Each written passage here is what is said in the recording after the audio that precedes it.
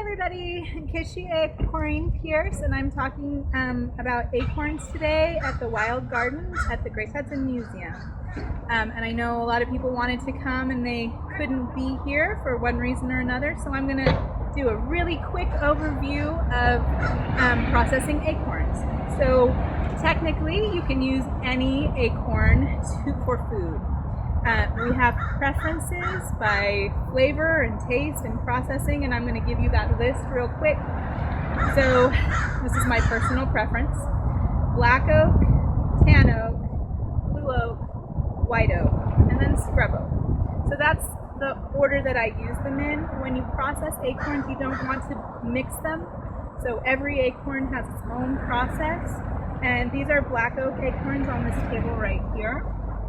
So the first thing that you have to do is you have to make a connection with the tree, and hopefully that tree will give you acorns. So once you harvest your acorns, you want to dry them very well. So put them out in the sun when it's hot and warm, and take them inside when it gets cool and wet. And you want to do that for a few days to make sure that it's very dry. This is just the process that I use. You want to keep them in small containers, so shoe boxes are perfect size. You want to make sure there's a lot of airflow. I don't keep them in plastic. I always keep them in natural materials or wood. So the first thing after drying is you're going to crack them. And you're not going to actually remove them from the shell. You're just going to take your little cracker stone and your acorn, and then you're just gonna split it so that it gives it a chance to dry even more. And once it dries some more, the acorn will shrink, and it makes it much easier to get the shell off. Most acorns, not all, but most acorns are covered in red skin or pink skin, and that can look kind of fuzzy, and you might be worried that your acorns are moldy, but they're not. That's just their skin. Let them dry again once they're out of their shell, but they still have the red skin on. Then after they shrink a little more, you can brush that red skin off. They have folds. The acorns have folds, and you want to get a little knife in there and crack those open and get all the skin out. So then you have beautiful, clean acorns with no skin, and they're ready to be ground. So we have a traditional machi right here, so a grind rock and a stone. You can also use a magic bullet, or let's see, what other kind of food processors are there? Vitamixes, ones that are very, very powerful, and you're only going to want to do about a cup at a time. And then you sift those. You want to make sure that it's all the same consistency and all the same powder, and then you leach that.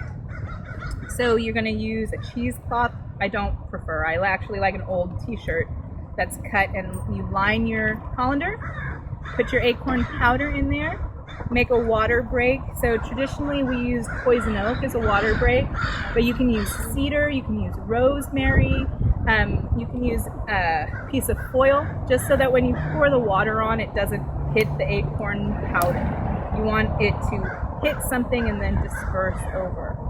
You want about an inch or a half an inch of standing water on top of your acorn powder. It leaches really slow. So a really important tip with that is, once the water's going through for a little while, I would say 15 minutes, you really need to either use your finger or a chopstick and go through the powder to make sure that everything is being saturated, because if it isn't, there can actually be a bubble of dry acorn powder in the center of your leaching material, and then when you mix it all up, it's all ruined. So make sure that it's evenly leaching. Every year is different, so there's some general guidelines for leaching depending on the acorn. Black oaks usually start about 4 to 5 hours of leaching, and then it goes up from there. You want to test it, so you put it in your mouth, and you will know it's ready because it won't taste bad. You won't make a yucky face. It will be sweet and nice. So then it's all leached and it's ready. So you can use that leached mush as a substitute for flour. You can use it in pastas, you can use it for waffles, for cookies, or you can just cook it with water, in different amounts of water. changes the consistency. So it can go from very thick mush, which is 1 part acorn to 2 or 3 parts water, all the way down to a liquid that you drink, which would be like 1 part acorn to 12 parts water. So that's the general guidelines, and it's very, very nutritious. It's super good for you. It's free food. It's really important to honor these trees and use the food that they give us. There's lots of different kinds, so I suggest that you go out and harvest some and process them today.